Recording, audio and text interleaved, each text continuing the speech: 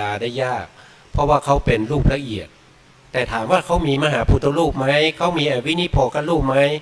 ก็มีเหมือนกันนะครับแต่มันไม่เหมือนกันนะเขาเป็นรูปละเอียดเราเป็นรูปที่หยาบนะครับอันนี้ก็คือรูปประขันนะครับนะรูปประขันนอกจากนั้นนะนอกจากนั้นยังมีภาษาทรูปอีก5นะครับภาษาทรูปก็คือประสาทตาประสาทหูประสาทจมูกนะครับประสาทลิ้นประสาทกายนะครับต้องมีนะครับอย่างพวกเรามนุษย์เป็นมนุษย์เนี่ยต้องมีครบ5เลยนะถ้าไม่มีก็เป็นคนพิการนะครับเป็นคนที่ขาดตกบกพร่องเช่นบางคนอาจจะเกิดมาแล้วก็ตาบอดมีแต่ดวงตามีแต่แก้วตาแต่มองไม่เห็นอ่ะอย่างนี้ก็ถือว่าไม่มีประสาทตานะตาประสาทตาไม่มีนะครับมีหูมีรูหูแต่ไม่ได้ยินนะครับทำยังไงก็ไม่ได้ยินนะอย่างนี้ก็ถือว่าไม่มีประสาทหูนะครับอันนี้ก็เป็นประสาทรูป5มีตั้งแต่ประสาทตาประสาทหูประสาทจมูกประสาทลิ้นประสาทกาย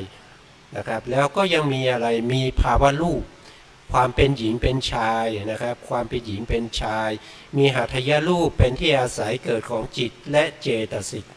นะแล้วก็มีชีวิตรูปคอยรักษาพวกที่เป็นกรรมชรูปอีกนะครับพวกนี้เป็นรูปหมดเลยนะเขาเกิดขึ้นได้อย่างไรนะเขาเกิดขึ้นได้อย่างไรส่วนใหญ่ที่ผมพูดมาเนี่ยก็เกิดจากกรรมนะครับเกิดจากกรรมที่เราเคยทำไว้ในอดีตนะครับอย่างเช่นประสาทรูป5เนี่ยเกิดจากกรรมโดยตรงเลยไม่ได้เกิดจากจิตไม่ได้เกิดจากอุตุไม่ได้เกิดจากอาหารเขาเกิดจากกรรมโดยตรงนะครับมีอยู่9รูปนะที่เกิดจากกรรมโดยตรงเนี่ยกรรมคือกรรมอะไรก็คือกรรมที่เราเคยทำไว้ในอดีตอย่างเช่นเราจะมีตาต่อไปในภพหน้าเราก็แสวงหาสิ่งดีๆในการที่จะมองให้เห็นถึงความสวยความงามนะมองแล้วไม่เป็นไปในเรื่องของเขาเรียกว่าไม่เป็นไปในเรื่องของการเจริญวิปัสสนาไม่เป็นการมองเพื่อให้เข้าถึงพังคญาณนะครับนะอย่างนี้ถือว่าเป็นการสร้างตานะครับเราดูทีวีทุกวันนะครับเราดูมือถือทุกวันพวกนี้มันเป็นการสร้างตานะครับ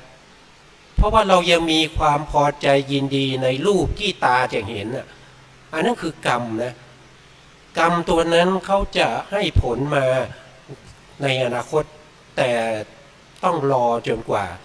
เขามีโอกาสจะให้ผลนะถ้าเขาไม่มีโอกาสให้ผลเนี่ยเขาก็ยังไม่ให้ผลแต่เขาก็ไม่ละไม่ทิ้งนะครับตามเราไปเรื่อยๆนะครับจนกว่าเขาจะมีโอกาสให้ผลเรานะครับอย่างเช่นหูก็ตามนะครับประสาทหูเนี่ยที่เราฟังเสียงนะครับฟังเสียงเพลงบ้างนะครับฟังตลกบ้างนะฟังอะไรฟังการสวดมนต์นะครับฟังในเรื่องของพระธรรมคำสั่งสอนนะครับพวกนี้มันใช้หูทั้งหมดนะแล้วหูทั้งหมดเนี่ยที่เราฟังเนี่ยมันก็เป็นการสร้างหูนะครับมันจะสร้างหูให้เราในอนาคตอีกนะแล้วทำยังไงให้มันหมดนะทำยังไงให้มันหมดก็คือเราจะต้องเจริญในเรื่องของวิปัสสนาเริ่มต้นจากสติปัฏฐาน4ให้เข้าถึงญาณแต่ละญาณไปตามลำดับนะครับตั้งแต่นามรูปปริเฉทญาณนะเห็นรูปเห็นนามแยกรูปแยกนามได้นะครับรูปนามปรากฏให้เราได้เห็นนะครับอันนี้ก็เป็นญาณที่1นะครับแต่การที่เราจะเห็นญาณที่1เนี่ยเราต้องมีความเพียรมีความพยายามมีความอดทนมีขันตินะครับในการที่จะให้ได้มาซึ่งวิปัสสนาญาณนะครับญาณที่1เรียกว่านามรูปปริเฉทญาณนะครับเห็นรูปเห็นนามรูปนามแยกขาดออกจากกันให้เราได้เห็นนะทุกวันนี้เราไม่เห็นนะเราเห็นใครคนใดคนหนึ่งเราก็เห็นเป็นผู้หญิงเป็นผู้ชายนะครับเห็นเป็นสมมุติไปหมดนะเห็นนั่นเห็นนี่ไปหมดแต่เห็นศาลาเห็นวิหารไปหมดมันไม่ได้แยกออกนะครับแต่ถ้าเราเจริญในเรื่องของวิปัสสนานะครับเราก็จะเห็นว่า นามรูปเนี่ยมันไม่ได้ประกอบกันแยกกันไม่ออกปกติแล้วมันจะแยกกันอยู่โดยธรรมชาติของมันอยู่แล้วนามก็ส่วนนามรูปก็ส่วนรูปนะครับ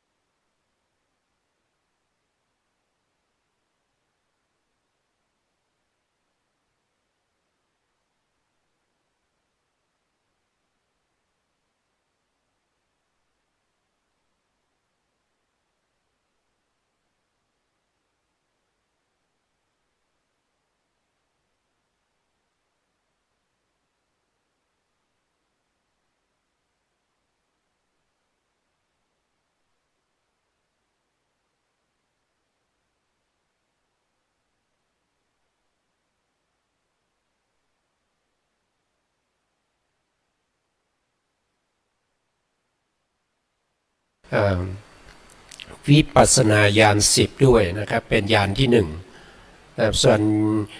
ส่วนญาณที่เป็นนามรูปปริเฉทญาณแล้วก็ปัจจยปริคหายานเนี่ยท่านไม่ได้จัดเข้าอยู่ในเรื่องของวิปัสสนาญาณ10นะครับเพราะว่าไม่เห็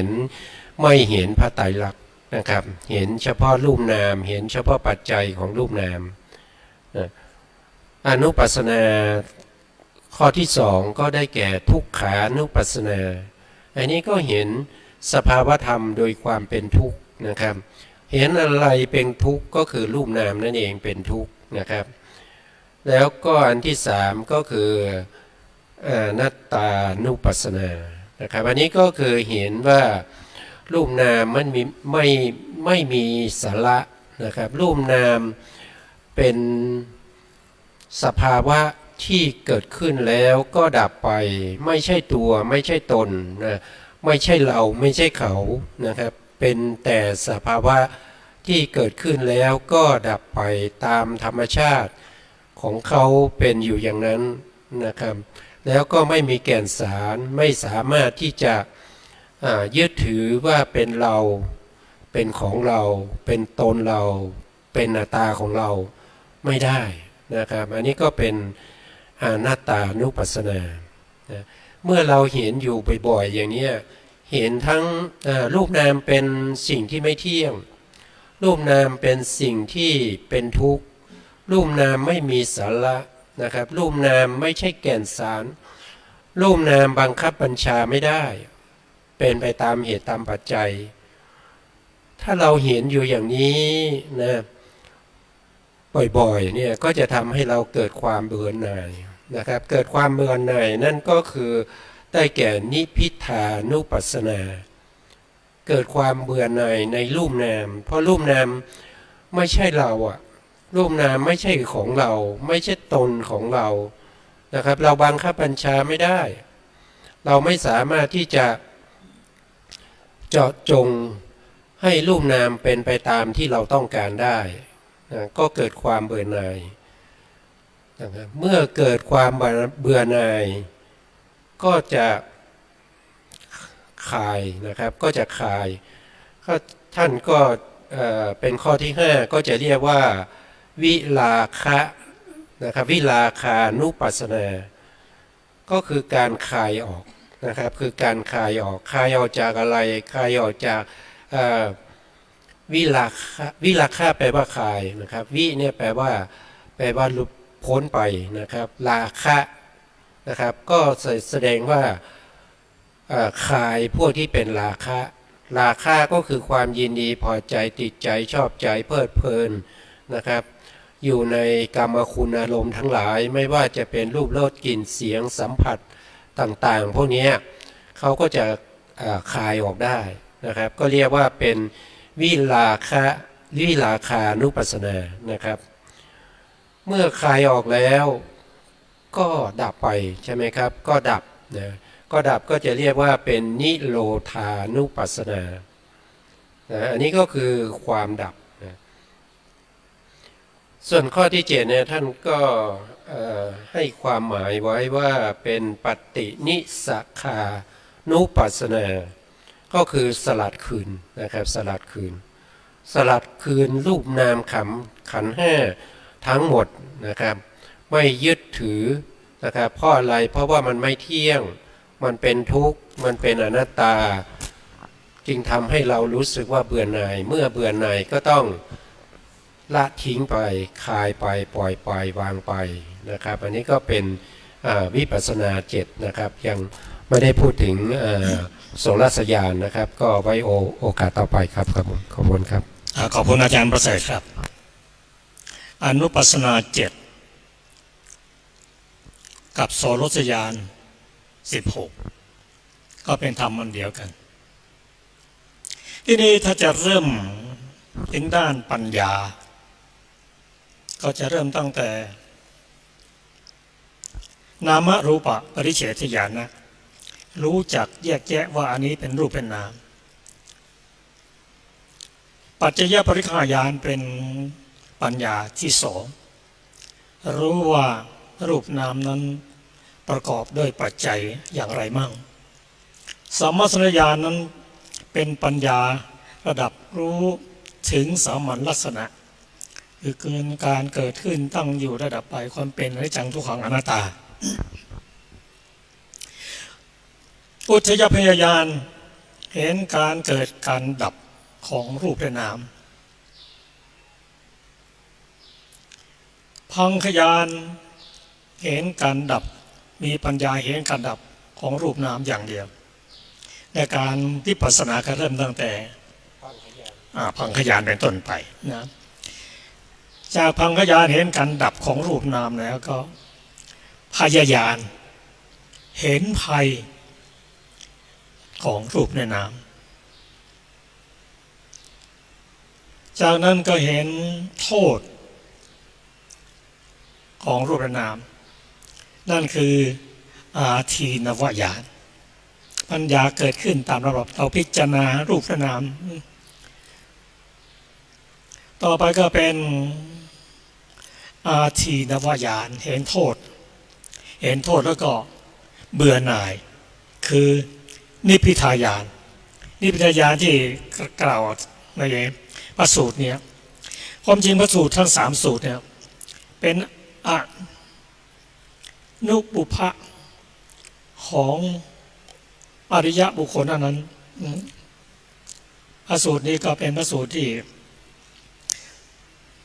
กล่าวถึงมรรคเท่านั้น มรรคนี่ก็เป็นญาณ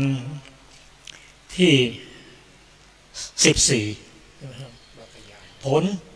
ญาณที่15ปัจเจกขณญาณเป็นญาณ16แต่ตะกี้เรามาพูดถึงความเบื่อหน่าย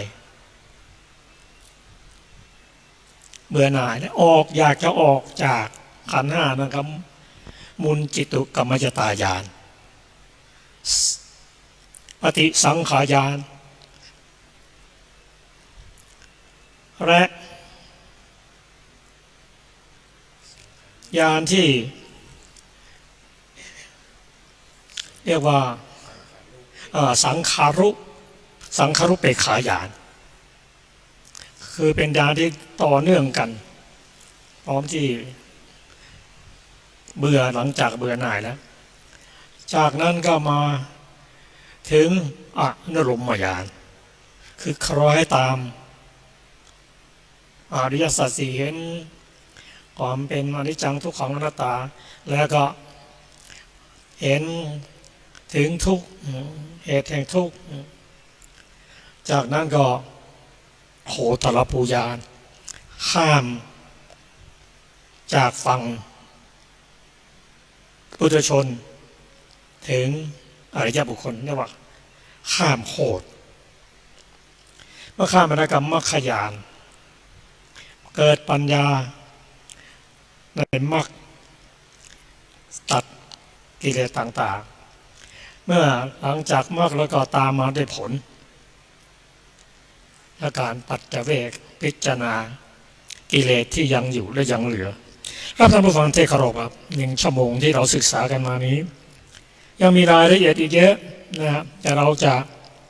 มาศึกษากันถึงเรื่องที่เราได้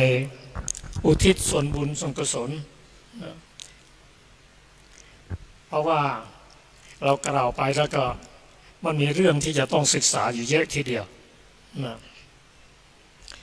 หลังจากนั้นเราก็จะเปิดให้ถามปัญหาโดยเฉพาะวันนี้อาจารย์นำหน้าแพรกุลมาจากกรุงเทพท่านสนใจมีโอกาสได้มาเยือนเชียงใหม่ก็มาร่วมสนทนาธรรมกันก็ขออนุโมทนาจากท่านขอเวลาสักนิดเดียวครับอาจารย์ครับเราจะมาศึกษากันต่อสักนิดถึงเรื่องนี้ครับผมก็คำอุทิศส่วนกุศลที่เราได้อุทิศท้ายรายการทุกครั้งนะครับในคำอุทิศส่วนกุศลนี้ก็จะมีข้อความหลายจุดที่มีผู้สอบถามมานะครับก็หวังว่าคงจะจำได้นะครับคงจะจำได้ว่าคำอุทิศส่วนกุศลที่เรา สวดตอนท้ายรายการเนี่ยเป็นอย่างไร ถ้าจำไม่ได้ก็จะให้สาธยายอีกสักรอบหนึ่งขอเรียนเชิญอาจารย์สุรภาสาธยายสักรอบหนึ่งครับคำอุทิศส่วนกุศลนะคะ สัตว์ทั้งหลายไม่มีที่สุดไม่มีประมาณจงมีส่วนแห่งบุญที่ข้าพเจ้าได้ทำในบัดนี้ และแห่งบุญอื่นที่ได้ทำไว้ก่อนแล้ว คือจะเป็นสัตว์เหล่าใดซึ่งเป็นที่รักใคร่และมีบุญคุณ เช่นมารดาบิดาของข้าพเจ้าเป็นต้นก็ดีที่ข้าพเจ้าเห็นแล้วหรือไม่ได้เห็นก็ดี สัตว์เหล่าอื่นซึ่งเป็นกลางหรือเป็นคู่เวรกันก็ดีสัตว์ทั้งหลายตั้งอยู่ในโลกอยู่ในภูมิทั้งสามอยู่ในกำเนิดทั้งสี่มีขันธ์ห้าขันธ์มีขันธ์เดียวมีขันธ์สี่ขันธ์กำลังท่องเที่ยวอยู่ในภพน้อยใหญ่ก็ดีท่านเหล่าใดรู้ส่วนบุญที่ข้าพเจ้าแผ่ให้แล้วขอท่านเหล่านั้นจงอนุโมทนาเองเถิดส่วนท่านเหล่าใดที่ยังไม่รู้ส่วนแห่งบุญนี้ขอเทวดาทั้งหลายได้โปรดบอกท่านเหล่านั้นให้รู้ด้วยเพราะเหตุที่ได้อนุโมทนาส่วนบุญที่ข้าพเจ้าแผ่ให้แล้วขอท่านทั้งหลายจงเป็นผู้ไม่มีเวรอยู่เป็นสุขทุกเมื่อจนถึงพระนิพพานความปรารถนาที่ดีงามของท่านเหล่านั้นจงสำเร็จเถิดครับอนุโมทนาก็จะอยู่ตรงนี้สักครู่นึงนะครับหลังจากนั้นก็จะขออาจารย์กันดาช่วยอ่านถึงเรื่องตอนสักครู่กันนะครับอาจารย์ประเสริฐครับก็ขออนุโมทนากับอาจารย์สุรภาด้วยนะครับที่สาธยายในคำอุทิศส่วนกุศลนะครับ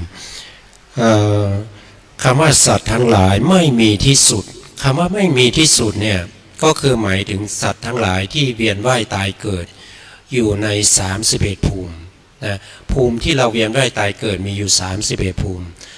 แล้วก็ยังมีคำต่อไปว่าไม่มีประมาณเมื่อเอาคำว่าไม่มีที่สุดและไม่มีประมาณเนี่ยมาต่อกันเข้าไปนั่นก็แสดงว่า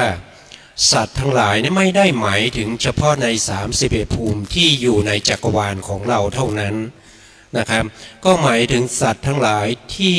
อยู่ในจักรวาลอื่นด้วยถ้าพูดไปก็พูดถึงสัตว์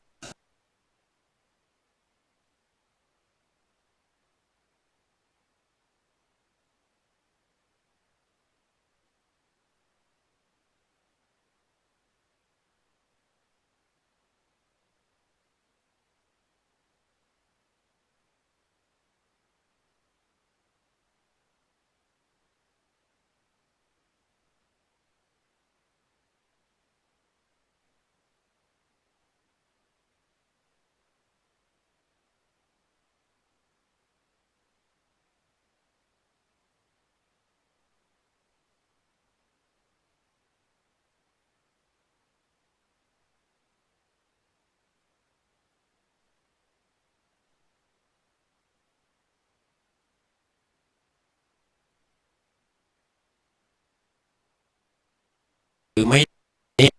หมายความว่าอย่างไรก็คือหมายความว่า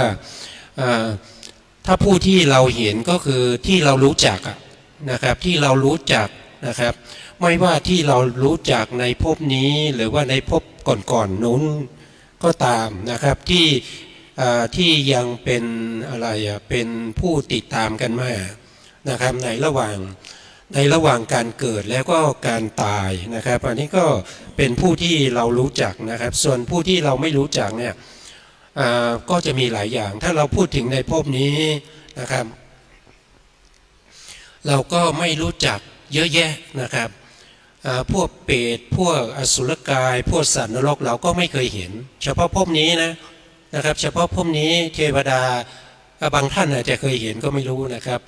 แต่ส่วนใหญ่ไม่เคยเห็นนะพวกพรหมก็ไม่เคยเห็นนะครับแต่ที่เราเคยเห็นก็คือหมายถึงว่าเราไปเกิดร่วมภพกับเขาเราเคยสัมผัสกับเขาเคยเป็นเพื่อนฝูงเคยเป็นสหธรรมิกกันนะครับหรือว่าในภพนี้ก็มีนะครับอย่างเช่นสหธรรมิกของเราก็จะมีมากมายนะครับมีหลายท่านนะครับที่มาร่วมรายการวันนี้นะครับพวกนี้ก็เป็นสิ่งที่เราเคยเห็นกันแล้วนะครับแล้วก็สัตว์ที่เป็นกลางๆนะครับอันนี้เขาหมายถึงว่าสัตว์ที่เราไม่เกลียดเราไม่ชอบเราไม่รัก นะครับเป็นกลางๆนะครับเป็นกลางๆนะครับอันนี้ก็บอกในย่อๆก็ว่าอย่างนี้นะครับหรือว่าจะเป็นคู่เวรกันก็ดีคู่เวรกันนี้ก็จะมีมากมายนะครับคู่เวรพวกที่เป็นคู่กันนะครับอย่างในพระสูตรนี้ก็มีหลายเรื่องอันนั้นก็คือการจองเวรนะครับจองเวรกันมาหลายภพหลายชาตินะครับหรือเป็นคู่เวรกันก็คืออย่างเช่นคู่ผัวตัวเมียอย่างนี้นะครับหรือว่าเป็นมันมีหลายอย่างนะครับทั้งที่ชอบและก็ไม่ชอบทั้งที่อาฆาตผูกเวรกันมาตั้งแต่อดีตก็มีนะครับอันนี้ก็เป็นคู่เวรกันนะครับอันนี้คือตัวนี้เนี่ยเขาจะตามกันมาได้เนี่ยมันไม่ใช่ง่ายๆนะครับเพราะว่าแต่ละท่านก็สร้างกรรมไม่เหมือนกันใช่ไหมครับแล้วจะมาพบกันได้เนี่ยก็มันใช่ง่ายๆนะครับอย่างที่เขาต้องมาพบกันแล้วก็มาฆ่ากันเนี่ยในพระสูตรเนี่ยนะครับอย่างเช่นเรื่องของนางอะไรนะครับยักษินีจำไม่ได้ว่าชื่ออะไรนะครับก็ตามจองล้างจองผลาญกันมาหลายภพหลายชาตินะครับถ้าพูดไปเวลาไม่พอนะครับก็ให้เข้าใจตามนี้นะครับว่าการที่จะจองเวรกันอย่างนี้ต้องอาฆาตกันอย่างร้ายแรงนะครับต้องมีเจตนาที่รุนแรงมากนะครับไม่ใช่ว่าเจตนาธรรมดาบอกว่าพรหมหน้าขอติดตามนะครับจองเวรกับเธออย่างนี้เนี่ยมันอาจจะไม่เจอกันก็ได้นะครับเพราะว่ามันเวียนว่ายตายเกิดไปตามกรรมเนี่ยมันกรรมที่จะให้ผลเนี่ยมันเป็นธรรมชาตินะครับมันเป็นธรรมชาติของมันถ้ากรรมนั้นไม่ให้ผลจริงๆไม่มีกำลังจริงๆเนี่ยจะส่งผลให้เราไม่ได้นะครับแล้วก็สัตว์ทั้งหลายที่ตั้งอยู่ในโลกนะครับ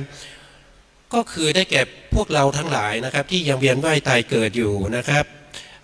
มีอยู่ทั้งหมดถ้าว่าโดยภูมินะครับก็จะมีกามภูมินะกามภูมิก็ได้แก่อบายสี่นะครับแล้วก็สุคติภูมิ7นะครับแล้วก็รูปอันนั้นเรียกว่ากามภูมินะครับแล้วก็จะมีรูปภูมิก็พวกที่เป็นพรหมนะครับที่มีรูปนะแล้วก็อรูปภูมิก็คือพวกพรหมที่ไม่มีรูปอันนี้ก็ได้3ภูมินะครับได้3ภูมิแล้วก็อยู่ในกำเนิดทั้ง4นะครับสัตว์ทั้งหลายที่เวียนว่ายตายเกิดอยู่ในวัฏสงสารเนี่ยมีกำเนิดสูงสุด4อย่างนะครับ1ก็คือเขาเรียกว่าเกิดในไข่นะครับอันทัชชะกำเนิดนะครับเกิดในไข่นะครับอยู่ในไข่ก่อนแล้วก็ออกฟักออกมาเป็นตัวนะครับอันที่2ก็เรียกว่าสังเสทัชชะกำเนิดสังเสทัชชะกำเนิดก็คือเกิดในเท่าไข่นะครับเกิดในเท่าไข่ในพุทธกาลมีอยู่นะครับอย่างเช่นอุบลวรรณานะครับที่เป็นภิกษุณีเลิศทางฤทธิ์นะครับเป็นเอกทัคคะภิกษุณีนะครับเลิศทางฤทธิ์นะท่านเกิดจากดอกบัวนะครับท่านเกิดจากดอกบัวนะครับไม่ได้เกิดในขันนะไม่ได้เกิดในขันแล้วก็มีหลายเรื่องนะครับที่บางท่านก็อาจจะเกิดจากเลือดนะครับมีภิกษุ500 รูปนะครับเกิดจากเลือดของนางผมจำไม่ได้อันนี้ก็เป็นประเภทที่เป็นสังเสทัชชะนะครับแล้วก็ยังมีชลาพุชะข้อที่3ชลาพุชะนะชลาพุชะก็พวกเรานี่เองเกิดในครรภ์นะปัจจุบันนี้เกิดในครรภ์เกิดในครรภ์หมดนะครับไม่เคยเห็นใครเกิดในไข่ที่เป็นมนุษย์นะไม่เห็นเกิดในไข่นะครับแล้วก็อีกอันหนึ่งก็คือโอปปาติกะนะโอปปาติกะกำเนิดก็คือเกิดผุดโตทันทีอันนี้ก็ได้แก่พวกเทวดาแล้วก็พวกลูกพรหมนะครับพวกนี้เกิดด้วยโอปปาติกะนั่นก็คือกำเนิด4อย่างนะครับแล้วก็มีขันนะมีขัน5ขัน5ขันก็พวกเรานี่เองนะครับมีรูปขันนะมีเวทนาความรู้สึกสบายไม่สบายเฉยๆนะแล้วก็มีสัญญาขันธ์มีความจำได้หมายรู้นะแล้วก็มีสังขารขันธ์ก็คือการกระทบตั้งแต่ผัสสะนะครับผัสสะพวกที่เป็นความอยากความต้องการที่เป็นโลภะความไม่ชอบพวกที่เป็นโทสะนะครับพวกความสงสัยนะครับวิจิกิจฉา นะครับพวกนี้เป็นสังขารขันธ์นะสังขารขันธ์ที่เป็นบุญก็จะมีทั้งที่เป็นสตินะเป็นปัญญาเมตตากรุณานะครับแล้วก็ยังมีพวกที่เป็นศีลก็เรียกว่าสัมมาวาจาสัมมากัมมันตสัมมาอาชีวะแล้วก็ปัญญาพวกนี้เป็นสังขารขันธ์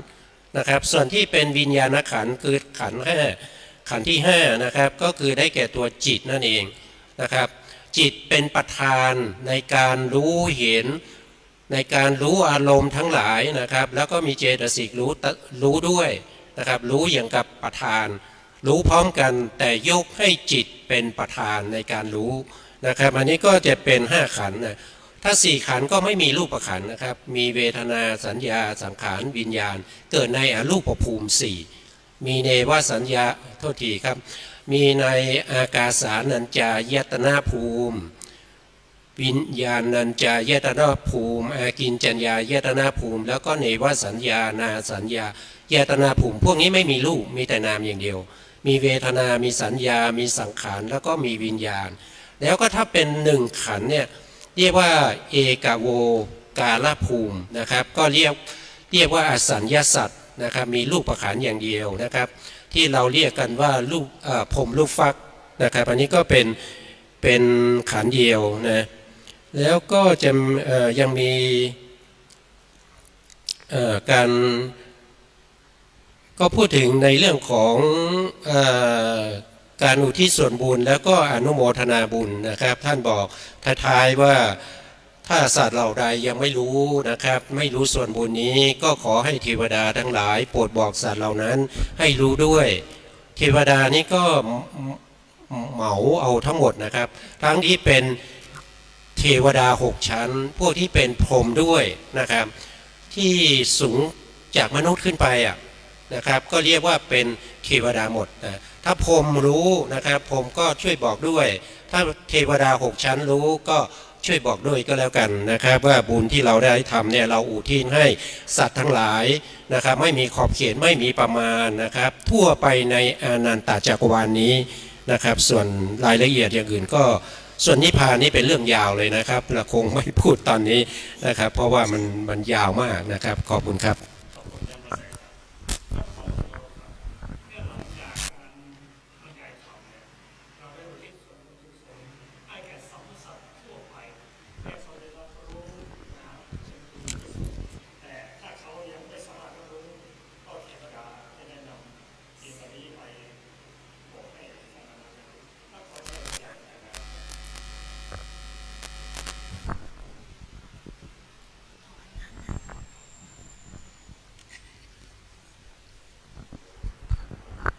เมื่อทำบุญแล้วเราก็อธิษฐานว่าด้วยอานิสงส์แห่งกุศลที่ได้ทำแล้วทั้งปวงนี้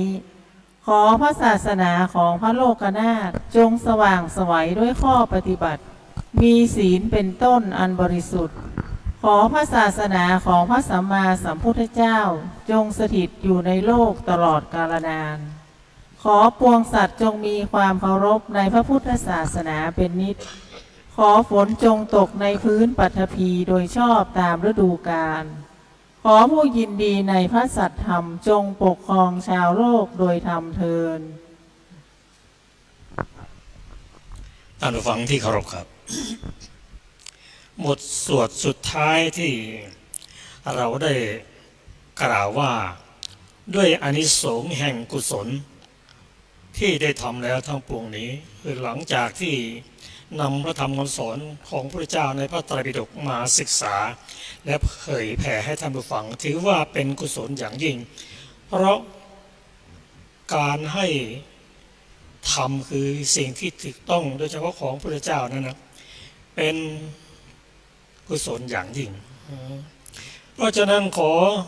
ให้พระศาสนาของพระพุทธศาสนาของพระพุทธเจ้าจงสว่างไสวจะสว่างไสวด้วยก็คือมีศีลคำว่ามีศีลเป็นต้นนะครับมีศีลเจริญจิตพร้อมด้วยสติและเจริญปัญญาเป็นคำสอนของพุทธศาสนาขอให้การเจริญศีลสติเจริญศีลสมาธิและปัญญา คือเป็นการรักษาพุทธศาสนาจงสถิตอยู่ในโลก ขอปวงสัตว์จงเคารพในพระพุทธศาสนาเป็นนิจก็สัตว์มีบุญนะได้มีโปรดได้แสดงความเคารพเป็นนิจนะทุกวันทุกเวลา ขอฝนจงตกในพื้นปฐพีเราฟังดูแล้วก็จะเป็นบัณฑีอย่างไงก็น้ำทั้งหมดพระพุทธองค์บอกว่าแหล่งน้ำที่ใหญ่ที่สุดก็คือฝนนะถ้าฝนไม่ตก2-3 เดือนก็เดือดร้อนแล้วข้าวกล้าก็ตายคนก็ร้อนแต่ถ้าตกไม่ถูกต้องตามฤดูกาลมากเกินไปก็เดือดร้อนขอฝนจงตกในพื้นปฐพีโดยชอบตามฤดูกาลขอผู้ยินดีในพระสัทธรรมคือบุคคลที่ปฏิบัติธรรมมีศีลสมาธิปัญญาจงปกครองประเทศไทยปกครองชาวโลกได้ทำเถิดถ้าเรามีผู้มีศีลสมาธิปัญญาปกครองบ้านปกครองเมืองแล้วก็ประชาชนสุขสงบแต่ถ้าเมื่อไรก็ตามผู้ปกครองไม่มีศีลไม่มีธรรมไม่มีสมาธิปัญญามาปกครองบ้านปกครองเมืองก็จะทำให้บ้านเมืองเดือดร้อนท่านผู้ฟังที่เคารพครับลำดับต่อไปนี้เราจะตอบปัญหาของผู้ที่มีปัญหาก็ขอเริ่มต้นด้วยที่อาจารย์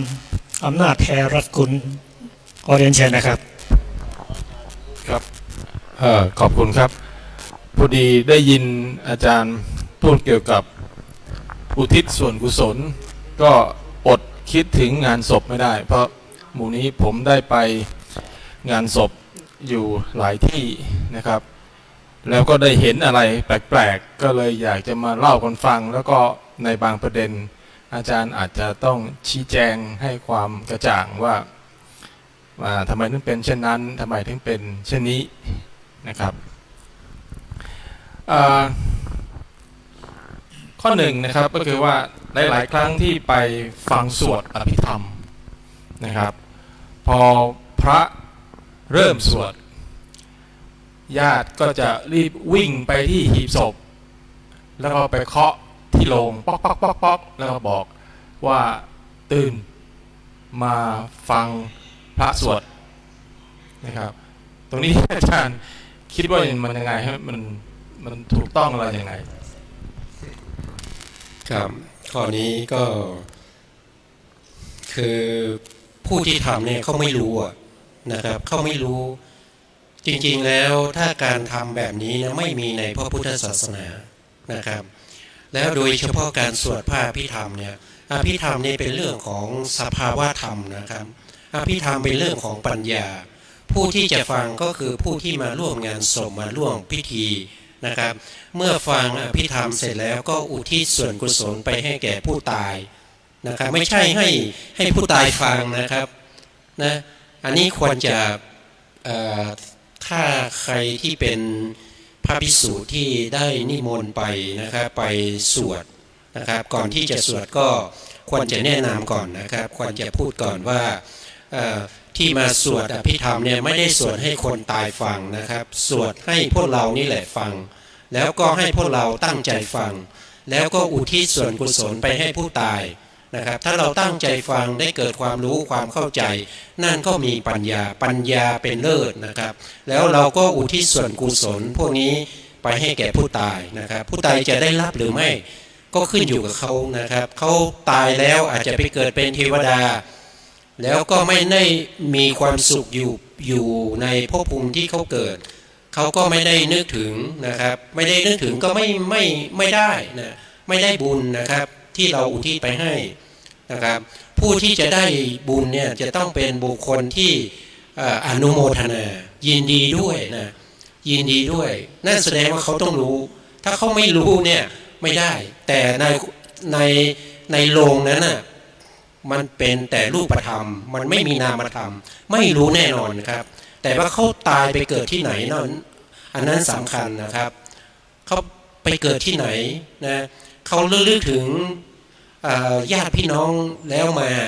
มาเห็นเขากำลังทำบุญอยู่สวดพระพิธรรมก็อนุโมทนาด้วยก็ได้บุญครับครับขอบคุณครับ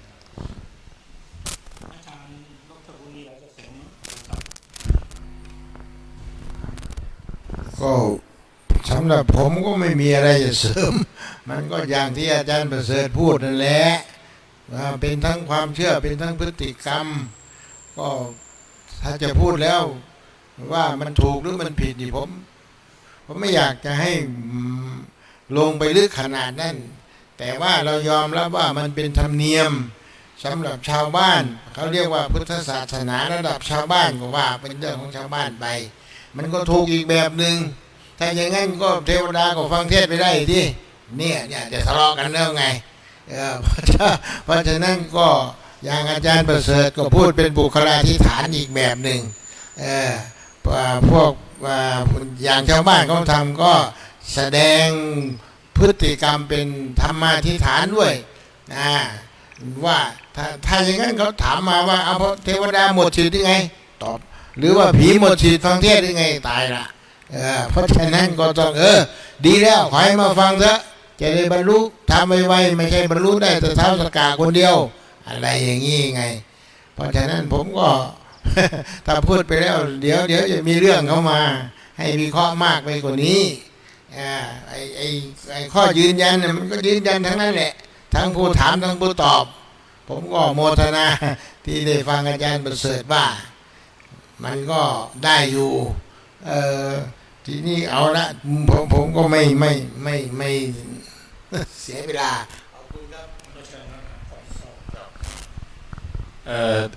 ข้อที่2นะครับก็คือเป็นสิ่งที่พอดีผม ก็เกี่ยวเนื่องกับข้อแรกก็คือว่าเวลามีสวดอภิธรรมเนี่ยคนมาฟังสวดส่วนใหญ่ก็ไม่ค่อยได้ตั้งใจฟังกันเท่าไหร่เป็นการชุมนุมเพื่อนเก่ากันบางทีก็คุยกันนะครับแลกไลน์ ID กันทีนี้พอดีผมได้มีโอกาสไปงานศพของฝรั่งไปที่โบสถ์นะครับผมจำไม่ได้ว่าเป็นนิกายอะไรแต่พอไปถึงนั่นปุ๊บเนี่ยเขาจะแจกหนังสือคนละเล่มสำหรับผู้ที่มางานนะครับเสร็จแล้วคนที่เป็นหลวงพ่อเนี่ยก็จะนำสวดแล้วก็คนที่มางานทุกคนเนี่ยก็จะสวดตามหนังสือมันก็ดีไปอย่างหนึ่งนะครับก็คือว่าคือไม่มีการคุยกันนะครับอันนี้ก็เป็นอันหนึ่งที่ผมไปเจอแล้วก็อยากจะมาเล่าให้กันฟังทีนี้กลับมาศาสนาพุทธเรานะครับการสวดอภิธรรมเนี่ยมันคล้ายๆกับมีการถือเคล็ดว่าต้องเป็นเลขคี่คือสวด1 คืน3 คืน5 คืนหรือ7 คืนบางรายเนี่ยคิวของวัดไม่ว่างจองศาลาได้แค่2 คืนดังนั้นคืนที่2พระก็ต้องสวด2 เท่าก็คือสวด1 จบเสร็จแล้วก็รออีก1 จบนะครับเป็นการสวด2 เท่าเพื่อให้ได้ครบ3 เที่ยวตัวนี้อาจารย์คิดยังไงครับ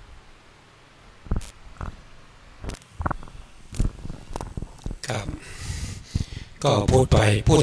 ไปตามความเป็นจริงก็แล้วกันนะครับไม่ได้ว่าให้ใครนะครับก็คือพระพุทธองค์ทรงแสดงไว้นะครับเรื่องของเวลาใช่ไหมครับท่านด็อกเตอร์เรื่องของการที่จะเอาเลิกเอายามจะออกจากบ้านไปทำงานไปเจรจาในเรื่องของธุรกิจก็ต้องออก9 โมงตรงนะครับเลยไปหน่อยก็ไม่ได้หรือว่าก่อนก็ไม่ได้กำลังจะออกจิ้งจกร้องเฮ้ยเลิกไม่ดีแล้วไม่ไปละอันนี้มันเป็นความเชื่อมันไม่มีในพระพุทธศาสนานะครับคือศาสนาพุทธเนี่ยถูกปนมาจากศาสนาพวกที่เป็นพราหมณ์อินดูศาสนาอื่นมากมายนะครับ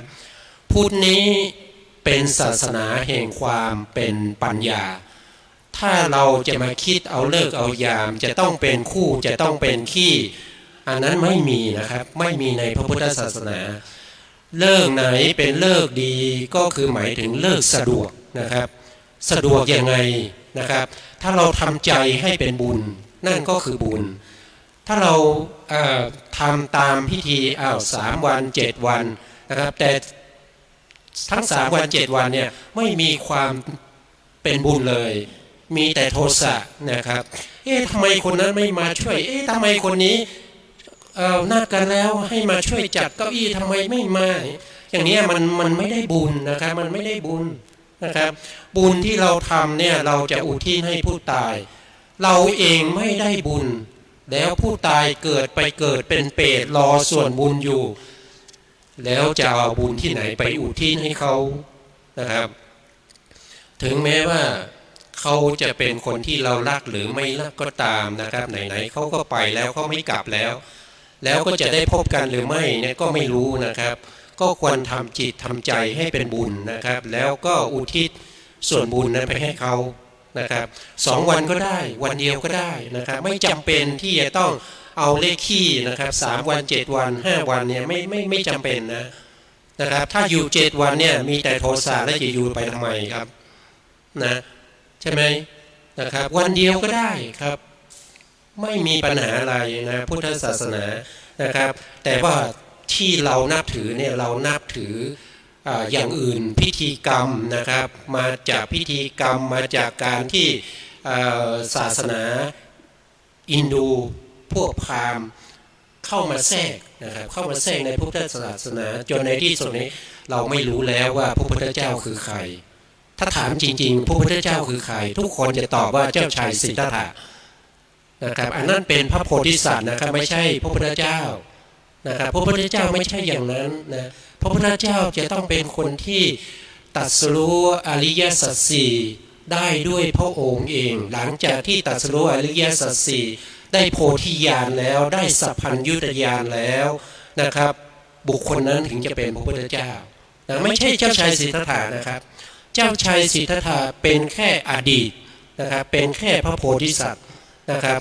แต่ผู้ที่เป็นพระพุทธเจ้าจะต้องเป็นบุคคลที่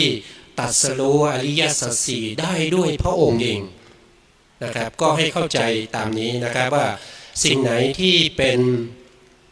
สิ่งที่ไม่ประกอบด้วยปัญญาพูดง่ายๆเพราะว่าพุทธศาสนาเน้นในเรื่องของปัญญานะครับเน้นในเรื่องของปัญญานะครับผมก็ไม่มีวิธีไหนที่จะพูดให้เกิดความเข้าใจนะครับถ้าเป็นบุคคลที่เขามีวาทะนะครับเขาอาจจะพูดได้ดีกว่าผมเยอะนะครับว่าถ้าจะพูดให้ทุกน้อมเอาจิตใจของทุกคนเนี่ยให้เห็นถึงสัจธรรมนะครับให้เห็นถึงคุณธรรมที่พระพุทธเจ้าทรงสร้างมาด้วยความยากลำบากนะครับสร้างมาเพื่อจะสร้างพระพุทธศาสนาให้เป็นศาสนาที่เป็นที่พึ่งของชาวโลกผู้ที่ต้องการจะพึ่งผู้ที่ต้องการจะพ้นไปจากวัฏฏะสงสารนี้ต้องการพ้นจากวัฏฏะทุกข์นี้นะครับแต่ปัจจุบันนี้มันไม่ใช่อย่างนั้นแล้วนะครับปัจจุบันมันก็มีพิธีกรรมอะไรที่มันไม่เกี่ยวกับ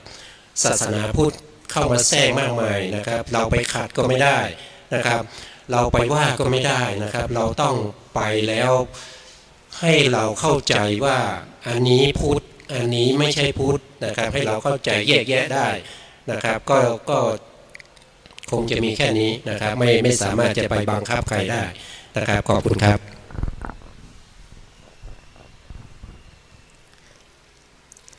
พูดถึงการสวดอภิธรรมนั้นมีอานิสงส์อะไรบ้างที่ผู้ฟังได้รับฟังครับเรื่องนี้ถ้าศึกษาให้ลึกแล้วก็เราจะเห็นสาระประโยชน์มากมายครับผู้ที่จะอธิบายเรื่องนี้ได้ดีก็ขอเชิญอาจารย์ดร.บุญ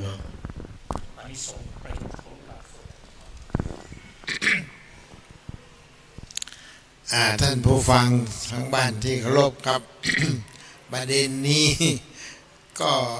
ขอบคุณสำหรับปัญหาเจ้าของปัญหาที่มันเป็นประเด็นคาใจกัน ผมอยากจะพูดแนวความจริงกับความคิดมันไปด้วยกันนะครับ พุทธศาสนาเรามีอายุมาเกือบ 3,000 ปี แล้วก็ถ้าแม่น้ำปิงของเราถ้าเมื่อ 3,000 ปีมันจะกว้างเท่าไหร่ครับเดี๋ยวนี้มันฟังก้อนอิฐข้ามได้แต่ถ้าแม่น้ำปิงเมื่อ 3,000 ปีแล้วผมว่ามันกว้างยาวเป็นกิโลเพราะฉะนั้น ศาสนาเรามันก็ไม่ว่าจะเป็นศาสนาอะไรก็ตามปรากฏการณ์อะไรก็ตามมันก็ต้องเป็นไปตามธรรมชาตินะครับไปตามธรรมชาติเพราะฉะนั้นธรรมชาติก็หนึ่งธรรมชาติของธรรมชาตินะสองธรรมชาติจากคนคิดคนทำทีนี้ถ้าจะบอกว่าอานิสงส์สวดอภิธรรมนี่ต้องยอมรับว่าบรรพบุรุษเราคิดถูกว่าที่ยกเอาอภิธรรมอีสานเขาไม่แปลเขาแปลว่ายอดธรรมอีสานอภิธรรมนี่เขาไม่พูดอภิธรรมเขาแปลว่ายอดธรรมอะไรที่จะเอามาอุทิศให้ผู้ตายไม่มีอะไรเท่ากับยอดธรรมเขาว่าอย่างนั้นแล้วที่สำคัญที่สุดก็คือแม้กระทั่งจะไปส่งประชาอยู่ ก็ยังต้องให้สวดยอดธรรมนี้ไปจนถึงประชาต้องนิมนต์ทุกเจ้าไม่ใช่เสียเนี่ยเขาเรียกว่าอ่านอภิธรรมมันคนพูดคนโฆษณามันก็พูดตามที่มันเห็นไงจริงๆก็คือสวดนั่นแหละสวดอภิธรรมเพื่ออะไรเพื่อให้เป็นบุญเป็นกุศลแก่ผู้จากไปทีนี้ปัญหาของเราเนี่ยว่าแล้วถามว่าผีที่เป็นเอาไปส่งประชาชนไปไหนล่ะมันได้ฟังหรือเปล่าโอ้ถ้าถามอย่างนี้มันก็ตอบยากนะครับแต่เราก็ต้องมีฐานรองรับในการตอบก็บอกว่าถ้าเป็นธรรมเนียมทั่วไปเขาก็รู้ว่าผีที่เขาหามไปส่งประชาชนนะถ้าเป็นพวกที่ขี้เหนียวมากเนี่ยพูดง่ายๆก็คือว่าหามไม่เคยไปลากไม่เคยไปมันหนักเขาว่าอย่างนั้นแต่ถ้าเป็นคนใจบุญสุนทานเข้าวัดเข้าว่ามันง่ายบอกไปเรื่อยๆมันไปแล้วดืดไปแล้วอะไรอย่างนี้ไง อันนี้ก็เป็นความเชื่อที่มีอยู่แต่เราจะไปว่าความงมงายกับผมก็ยังไม่อยากจะไปใช้ขนาดนั้นแต่ยังไงก็ตามนะครับนอกเหนือไปจากการสวดอภิธรรมแล้วโบราณท่านยังอุตส่าห์เมตตาเขียนธรรมะคือคันเทศขึ้นมาพรรณนาอานิสงส์การจัดงานศพเผาผีเนี่ยว่าโอ้ยได้บุญได้กุศลกันมากมายเขาสมัยนั้นคงมองไม่เห็นว่าจะต้องมีปุ๊บเดียวไปเลยแต่สมัยก่อนก็จะหาฟืนหาหญ้ามานี่มันยากเพราะฉะนั้นท่านถึงพรรณนาอานิสงส์ของการเผาผีไว้มากทีนี้จะ3 วัน4 วันก็ตามนะครับในที่ไหนก็ตามในธรรมเนียมพุทธเจ้าพุทธศาสนาเนี่ยพุทธเจ้าที่เขาไม่เผาก่อน7 วันนี่ก็เพราะคอยพระมหากัสสปะอยู่ไม่มีเหตุผลอื่นถ้าพระมหากัสสปะปามาแล้วพวกเราไม่ต้องไปเผาแล้วเทวดาจัดการเผาเองเลยนี่ไงเพราะฉะนั้นจะมา7 วัน3 วัน1 วันเนี่ยอันนี้มันผสมขึ้นมาพูดง่ายๆว่าเข้ามานี่แหละมันมาด้วยกันกับอันก็ไม่อยากกล่าวหาว่าเป็นธรรมเนียมของแขกนะเป็นของฮินดูแต่ว่าเราไปรับมาทีนี้มันก็มี100 วัน200 วันอะไรขึ้นมาแต่ก็เอาเถอะมันขึ้นอยู่กับความพอใจและความสามารถที่จะทำไม่ว่ากันโมทนาแต่เดี๋ยวนี้มันค่อนข้างจะไปไกลหน่อย จะมีผู้ที่พยายามที่จะรณรงค์เผาผีใหญ่มันเกิน 30,000 บาทอะไรเงี้ยก็เลยมีปัญหาขึ้นมาเอาละขอคืนไมค์เขตเส้นท่านประธานขอบคุณครับ ครับอานิสงส์ของการสวดอภิธรรมนั้นอภิธรรมนั้นเป็นปิฎกหนึ่งของพระไตรปิฎกเริ่มต้นด้วยพระวินัยปิฎกพระสุตตานปิฎกและพระอภิธรรมปิฎกพระอภิธรรมปิฎกเป็นหลักวิชาการล้วนๆของพระพุทธศาสนาไม่มีชื่อบุคคลตัวตนและเวลาแต่เป็นเรื่องของจิตเจตสิกรูปและนิพพานการนำมาสวดในงานศพนั้นถือว่าเป็นกุศลถ้าเราได้เข้าใจเพราะอะไรพวกพระภิกษุสงฆ์ที่มาสวดเป็นการนำรงซึ่งพระพุทธศาสนาจริงอยู่การสวดอภิธรรมนั้นใช้หลักสวดย่อๆของหัวข้าธรรมของข้อธรรม7 คัมภีร์นะเพียงแต่ภิกษุสงฆ์สวดแล้วก็นำไปขยายทีหลังหัวหลักมันเช่นกุศลธรรมาอกุศลธรรมาอวิยกตาธรรมาธรรมที่เป็นกุศลได้แก่อะไรถ้ามีการสวดและขยายไปทีหลังอานิสงส์ก็จะเกิดขึ้นแก่ผู้สวดคือพระสงฆ์เองส่วนผู้ฟังนั้นก็ได้อานิสงส์ประโยชน์คือเราฟังแล้วถ้าเข้าใจก็เป็นกุศลเป็นปัญญาถ้าไม่เข้าใจฟังด้วยดีเกิดสติเกิดสมาธิแต่ถ้าไม่สนใจเราไปคุยหรือว่าไปทำให้การสวดนั้นความให้ผู้อื่นไม่ได้ยินก็เป็นการสร้างอกุศลให้กับจิตใจของตัวเองหรือพูดว่าไม่ให้เขาได้ฟังธรรมหรือฟังธรรมไม่ชัดเจนเพราะฉะนั้นการไปร่วมงานศพนั้นไปฟังสวดอภิธรรมนั้นถึงเราจะเข้าใจไม่เข้าใจก็ได้ประโยชน์ทั้งนั้นแต่ถ้าจิตเราเป็นสมาธิแล้วเป็นกุศลแล้วเราก็สามารถที่จะแผ่กุศลให้กับผู้เสียชีวิตได้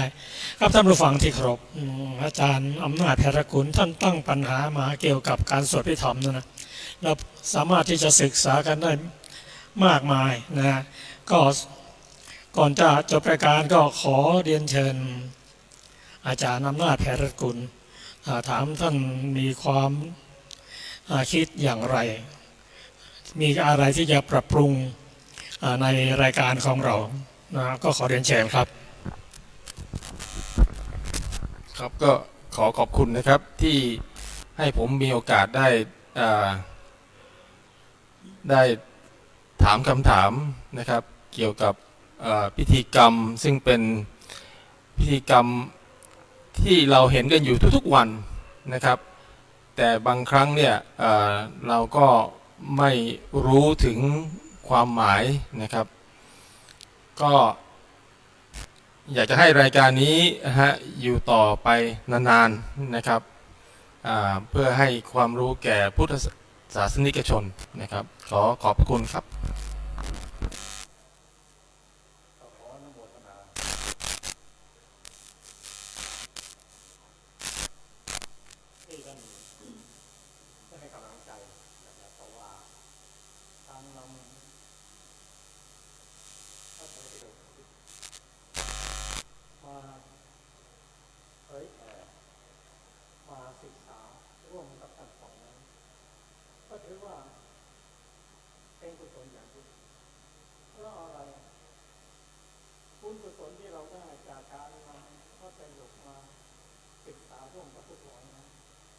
การที่หนึ่งท่านผู้ฟังจะได้รับฟังธรรมะโดยตรงจากพระไตรปิฎกเมื่อเป็นธรรมะจากพระไตรปิฎกแล้วเป็นธรรมะที่ถูกตรงเราก็สามารถที่จะน้อมนำไปปฏิบัติ เกิดมาเกิดผลตามสมควรแก่การปฏิบัติของเรานี่เป็นประการที่หนึ่งประการที่สองนั้นการนำพระไตรปิฎกมาศึกษากันนั้นพุทธศาสนิกชนย่อมยินดีฟังข้อขัดแย้งไม่เคยมีเพราะเป็นคำสอนของพระพุทธเจ้าผู้ขัดแย้งไม่ค่อยมีหรือไม่มีเลย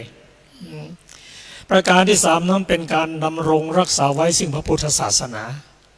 อันนี้เป็นสาระประโยชน์ที่เราได้นำรายการศึกษาพุทธศาสนาตามพระไตรปิฎกมาศึกษาร่วมกับท่านผู้ฟัง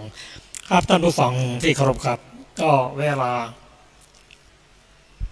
ของรายการศึกษาพระพุทธศาสนาตามพระไตรปิฎกก็มาถึงช่วงที่เราจะได้อุทิศส่วนบุญส่วนกุศลให้แก่สรรพสัตว์ทั้งหลายก็ขอได้เชิญทุกท่านได้กล่าวคำอุทิศส่วนกุศลพร้อมกันสัตว์ทั้งหลายไม่มีที่สุดไม่มีประมาณจงมีส่วนแห่งบุญที่ข้าพเจ้าได้ทำในบัดนี้และแห่งบุญอื่นที่ได้ทำไว้ก่อนแล้วคือจะเป็นสัตว์เหล่าใดซึ่งเป็นที่รักใคร่และมีบุญคุณเช่นมารดาบิดาของข้าพเจ้าเป็นต้นก็ดีที่ข้าพเจ้าเห็นแล้วหรือไม่ได้เห็นก็ดีสัตว์เหล่าอื่นซึ่งเป็นกลางหรือเป็นคู่เวรกันก็ดีสัตว์ทั้งหลายตั้งอยู่ในโลกอยู่ในภูมิทั้งสามอยู่ในกำเนิดทั้งสี่มีขันธ์ห้าขันธ์มีขันธ์เดียวมีขันธ์สี่ขันธ์กำลังท่องเที่ยวอยู่ในภพน้อยใหญ่ก็ดีท่านเหล่าใดรู้ส่วนบุญที่ข้าพเจ้าแผ่ให้แล้วขอท่านเหล่านั้นจงอนุโมทนาเองเถิดส่วนท่านเหล่าใดที่ยังไม่รู้ส่วนแห่งบุญนี้ขอเทวดาทั้งหลายได้โปรดบอกท่านเหล่านั้นให้รู้ด้วยเพราะเหตุที่ได้อนุโมทนาส่วนบุญที่ข้าพเจ้าแผ่ให้แล้วขอท่านทั้งหลายจงเป็นผู้ไม่มีเวรอยู่เป็นสุขทุกเมื่อจนถึงพระนิพพานความปรารถนาที่ดีงามของท่านเหล่านั้นจงสำเร็จ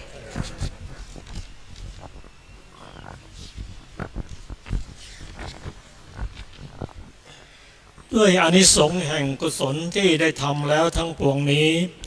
ขอพระศาสนาของพระโลกนาถจงสว่างไสวด้วยข้อปฏิบัติมีศีลเป็นต้นอันบริสุทธิ์ขอพระศาสนาของพระสัมมาสัมพุทธเจ้าจงสถิตอยู่ในโลกตลอดกาลนานขอปวงสัตว์จงมีความเคารพในพระพุทธศาสนาเป็นนิจขอฝนจงตกในพื้นปฐพีโดยชอบตามฤดูกาลขอผู้ยินดีในพระสัทธรรมจงปกครองชาวโลกโดยธรรมเทิน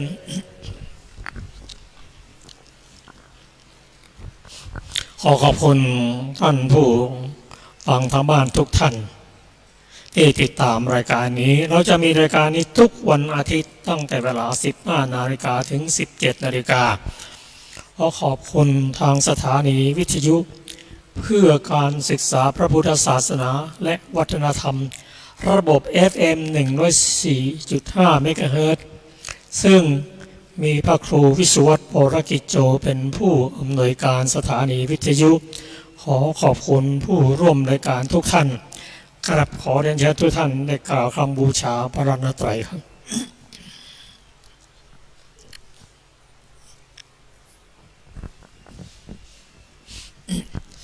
อะระหังสัมมาสัมพุทโธภะคะวาพุทธังภะคะวันตังอภิวาเทมิสวากขาโตภะคะวะตาธัมโมธัมมังนัมมัสสามิสุปฏิปันโนภะคะวะโตสาวกสังโฆ สังฆังนามามิ ครับก่อนจบรายการขอเรียนให้ท่านผู้ฟังทางบ้านได้รับทราบว่าวันอาทิตย์ที่ 4 สิงหาคมนี้ เราจะหยุดนะเพื่อให้ท่านผู้ฟังได้ไปฟังสนทนาธรรมที่